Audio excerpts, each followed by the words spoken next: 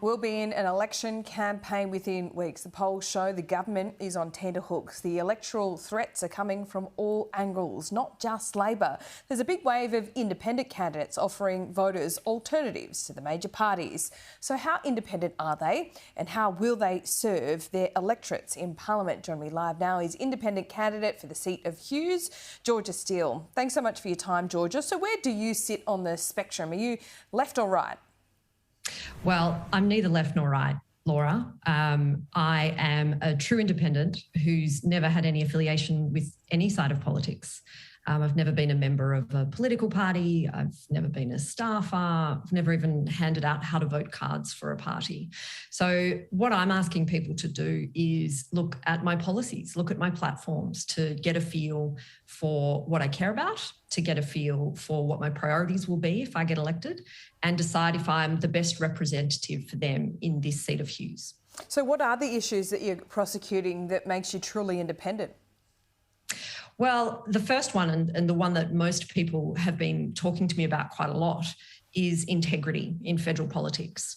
I think people are quite fed up with what they've been seeing come out of Canberra, the standards that politicians are not being held to, which are standards that we're all used to in our daily lives. And people want a better standard from their elected politicians. So I'm going to be standing up for a federal ICAC, for some changes to electoral laws, and just for better conduct than what we're seeing at the moment. When you talk about better conduct, what do you make of the allegations surrounding Kimberley Kitching before her death? Look, I think that it's unfortunate that those issues are being raised. I think that there are no doubt problems that need to be looked at with conduct on both sides of politics. We know from what we've seen over the last 12 plus months that there are cultural problems in Parliament House in Canberra. Those problems usually start at the top. And I think that getting independents in there in a strong crossbench, people who have had real world experience, people who are used to meeting certain standards in the workplaces that they've worked in for years, will bring a real breath of fresh air to federal politics and hopefully go some way to changing the culture just by more of us being there. We're seeing allegations of bullying and harassment within Labor, though. Do you think Anthony Albanese has faced up to that in the last week? Look, I think that he has done what he can respectfully at a time when people are mourning and in the lead up to the funeral of his family a woman who died tragically though, young. If his Beg family, pardon, Laura? If their family if Kimber's family want a review, it wouldn't be that hard to do with it, would it? Well, he may well come out and do that now that the funeral's finished. I don't know. I don't have too much commentary on what happens internally in terms of Labor Party reviews. I think that everybody should be held to certain standards of behaviour, and that if there are things that need to be reviewed, then yes, they should be reviewed. Your campaign pitch is very heavily on climate change as well. Why do you think that is one of the number one issues for the people of Hughes? For so many reasons. I think that Australia as a country is falling behind in relation to action for the environment in circumstances where it could actually lead. There are so many benefits to taking additional action in relation to climate change. There's economic opportunities that we're letting pass us by. There's obviously the environmental impacts. There's also other impacts that we're seeing that we could now take advantage of. Like over the last 12 months in the pandemic, we had supply chain issues. We're now seeing that in relation to the war that's going on in Europe. It could assist with cost of living measures. Everyone who's filled up their petrol tank at the petrol station lately has seen the effect of the war in Europe on petrol prices. Yeah. And we now know that a transition to renewable energy will reduce electricity prices. So when we talk about the cost of living, I think that action on climate change, the transition to a renewable energy economy, could really benefit us in that respect as well. But we're talking about the next term of Parliament that you're running for. A transition. The war in Ukraine is going to keep costs higher. Transition to renewable energy is not going to fix things for people next term. No, this is a long-term complex problem, and we should have been looking at it a long time ago. We should have been taking action a long time ago. It's one of the main reasons that I've decided to step up and run for Parliament, because it's been too long where nothing's been done. Do you accept, though, that there is a cost to change as well? It's not free. Nothing's free. And no one is also calling for a change that's going to happen overnight. This is a very complex issue. There is going to be a transition. I'm calling for an urgent but orderly one. That means an orderly transition to investments in the new infrastructure that we're going to need, an orderly transition for the people who might lose their jobs in the fossil fuel industry.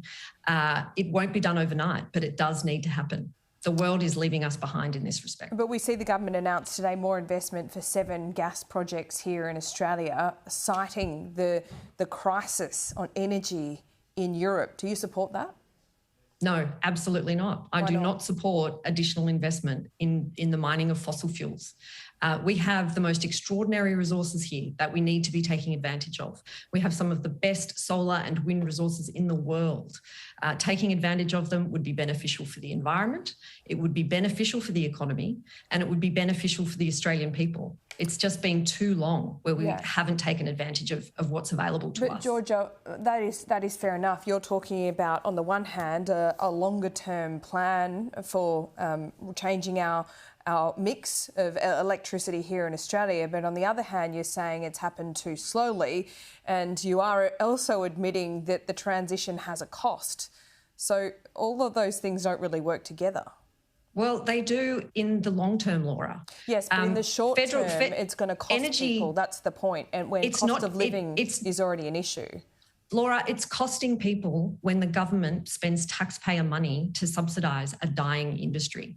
That's what I think is costing people here. The government needs to be more future focused, and it needs to be more flexible. And what it really needs to do is embrace opportunities that are out there waiting for it for the Australian people. The transition to a renewable energy economy will make us a world leader in this area. We could have another boom like the mining boom we had earlier this century.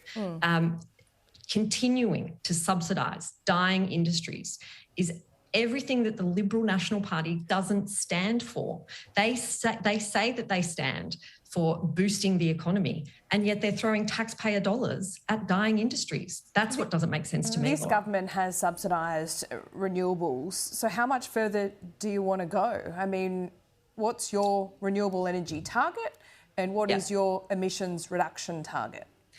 Well, I think that we need an emission reductions target that is more ambitious than what the government has currently stated. And I choose those words carefully because, of course, the government has only stated what their emissions reduction target is. So has Labor, and they're not too far apart.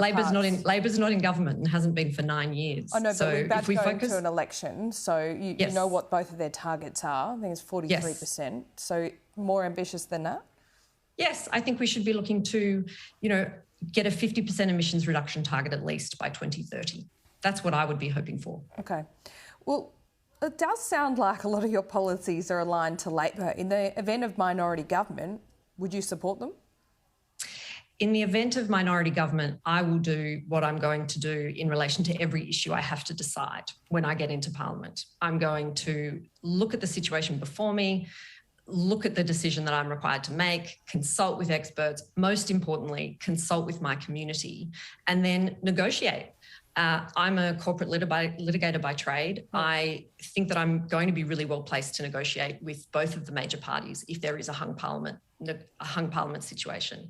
And my aim at the end of the day will be to get the best deal that I possibly can for the people of Hughes in line with the platforms that I've campaigned on, because that's what they will have elected me to do. They look Labor aligned, your policies, though. It seems on the face of things that it would be ridiculous for you to support a Liberal minority government, given what you want.